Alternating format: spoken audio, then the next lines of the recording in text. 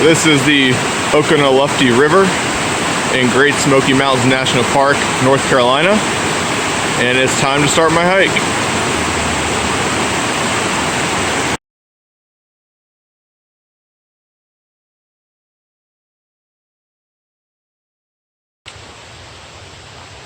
Good morning, everyone. It is Sunday, June the 3rd, just after 10 a.m. This is my second hike of the weekend, and today I'm hiking to Charlies Bunion, Mount Kephart, the Jumpoff, and Sweat-Heifer Cascades in Great Smoky Mountains National Park.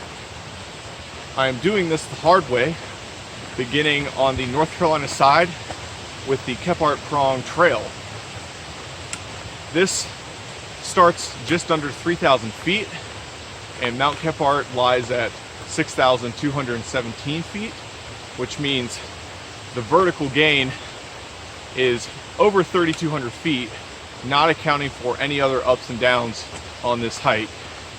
This is going to be a lollipop loop following the Kephart Prong Trail to the Kephart Shelter, and from there I'm going to take the Grassy Gap Trail and the Dry Sluice Gap Trail up to the Appalachian Trail, which leads to Charlies Bunion, and then the Boulevard Trail, which leads to Mount Kephart.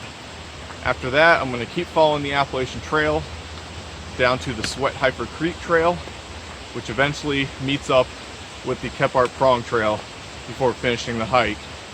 So I'm looking at a very long, difficult day of probably around 3,500 feet of elevation gain and 15 or 16 miles of hiking. So come along with me, hope you enjoy it. This is the first footbridge over Kephart Prong, a major tributary of the Oconaluftee River. Everything is still flowing at very high water levels today.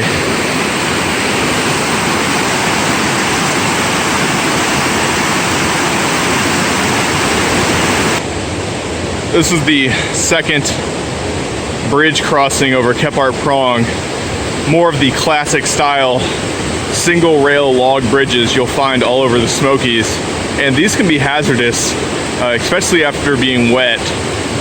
They're covered in moss, the wood is very slick. I would not dare to take a video standing out in the middle of that because of how slippery they are.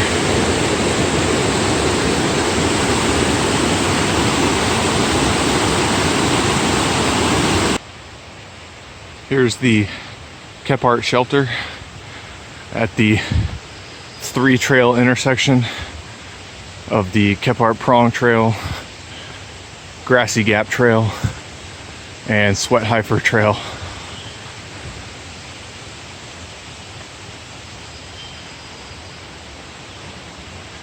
Time to start the Grassy Gap Trail. I'm taking a break right now because I think I'm having some indigestion from Bojangles this morning. So thought I'd show you the map where I'm hiking. I'm carrying 2 maps with me today. One of them is the National Geographic map for the entire park that I typically have. I also stopped at the Oconaluftee Visitor Center today and picked up their paper map that has all of the trails in the park. This is only $1, and it shows all of the trails, although it's on a small scale. Honestly, for most people, this is all you need to get around the park. But since I have this is a little bit more detail at a 1 in 70,000 scale. If you want more in-depth versions of this map, National Geographic has basically divided this in half at a 1 in 35,000 scale, I believe, the western and eastern half. So I started right here on Highway 441 where it says Canady Fork, following the Kephart Prong Trail north to the Kephart Shelter, and I'm currently somewhere right here on the Grassy Branch Trail. I apologize, I've been calling it the Grassy Gap Trail in my last few video segments without checking the map, so I was incorrect there. I will connect with the Dry Sluice Gap Trail and hike up to Dry Sluice Gap, which is close to Charlies Bunion. There's a common misconception for most hikers. The Charlies Bunion that is accessed off of the Appalachian Trail is what's known as the trail or tourist Charlies Bunion, and is not the true summit. You have to bushwhack to the true summit near Dry Sluice Gap, and that's at a higher elevation and also has spectacular views. I'm not going to do that today because I don't think I have time, so I'm just going to do the tourist Charlies Bunion. From there, I'm going to head southwest on the Appalachian Trail to the Boulevard Trail, where there's a short trail over Mount Kephart ending at the Jumpoff. Then I'll keep heading southwest and follow the Sweat Heifer Creek Trail and eventually end at the highway.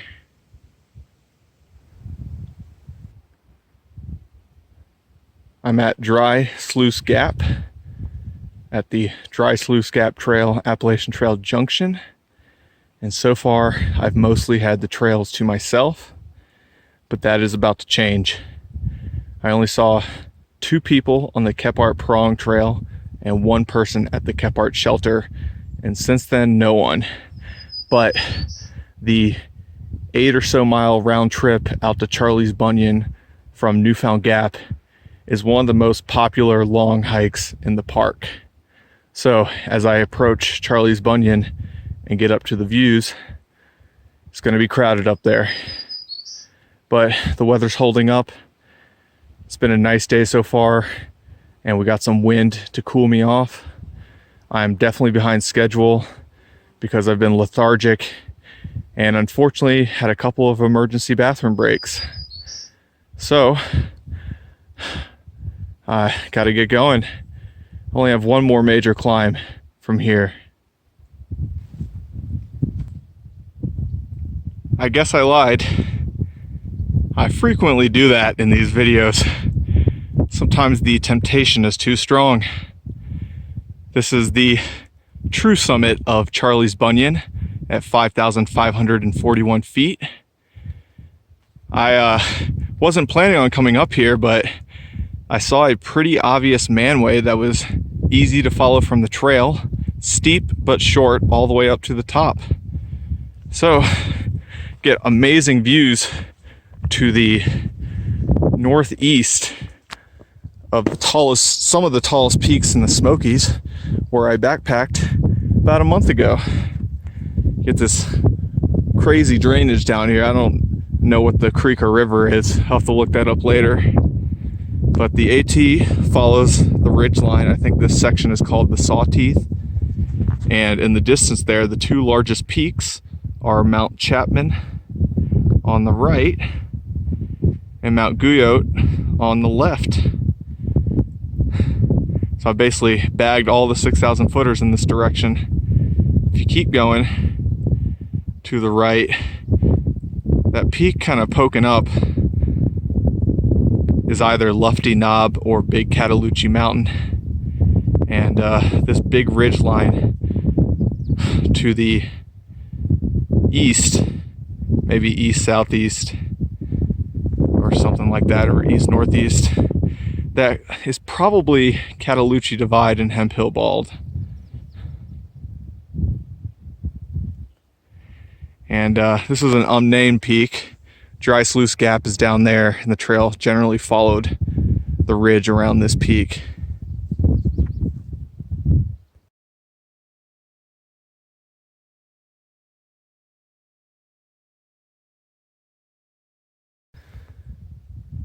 This is an amazing area just below the summit that I initially passed by, but I'm going to take a lunch break here because it has spectacular views of Mount Kephart and Mount LeConte.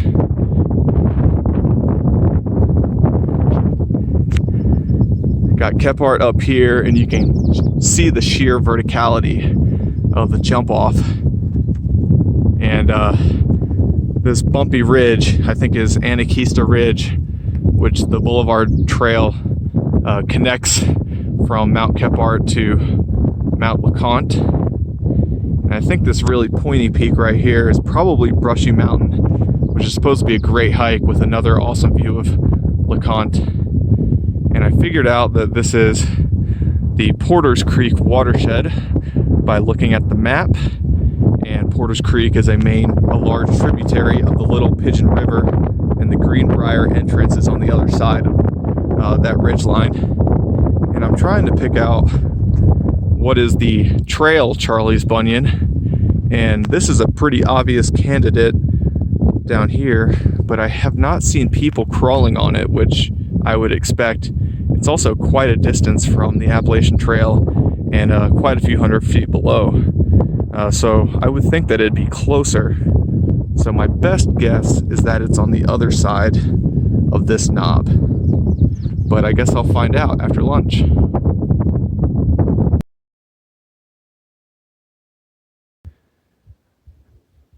I thought y'all would be interested in the geology of this area, why it looks this way and how it's unique. This erosion that leads to these thin sheets of rocks and very steep drop-offs is kind of unique to the central Smokies, and you will not find it in the rest of the Smokies and in general in the southeast Appalachian Mountains. This is called the Anakista slate formation. It's a specific type of slate that's easily eroded, and you can see the erosion on the jump-off and the multiple peaks of Charlies Bunion. So just this immediate area, kind of from Newfound Gap to the Sawteeth and Peck's Corner, has the Anakista slate, which is different from the rest of the Smokies. This is the manway that leads up to the real Charlies Bunion. Very obvious, and also has a nice view of the Grassy Branch watershed.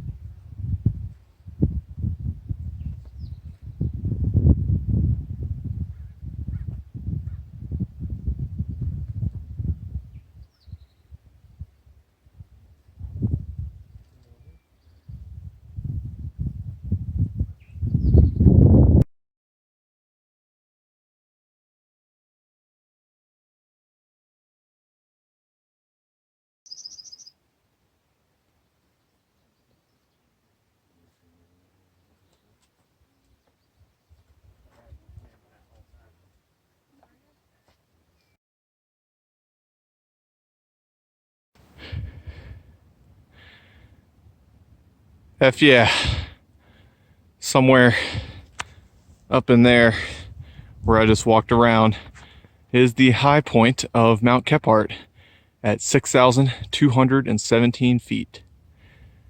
This is number 38 out of 40 for me, so I'm almost finished. That was a decent climb from the Boulevard Trail, and looks like to the west some clouds are rolling in. Could be rain, so I need to get out to the jump off and make my way back as quickly as possible.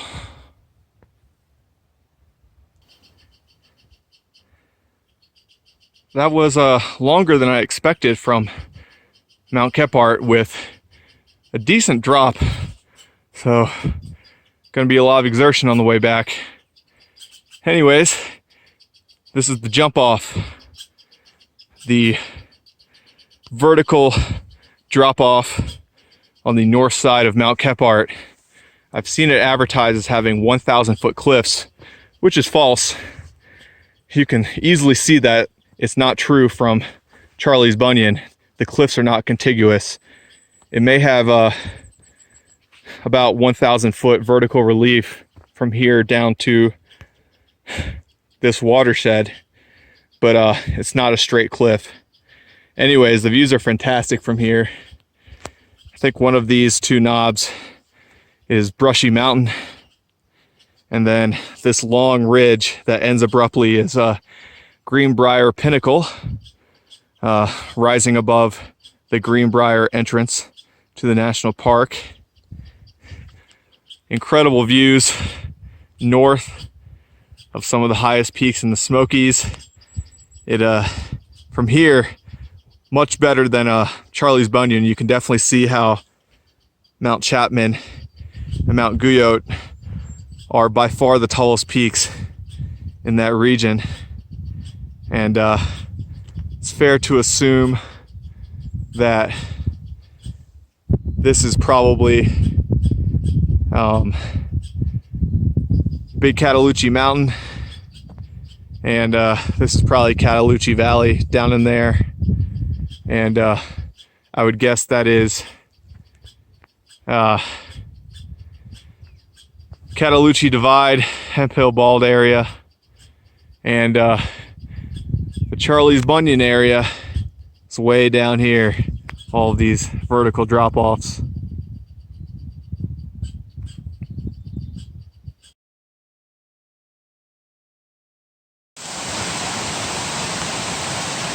I just crossed Sweat-Heifer Creek on the Sweat-Heifer Creek Trail, and just below the trail crossing is Sweat-Heifer Cascades, a multi-level slide.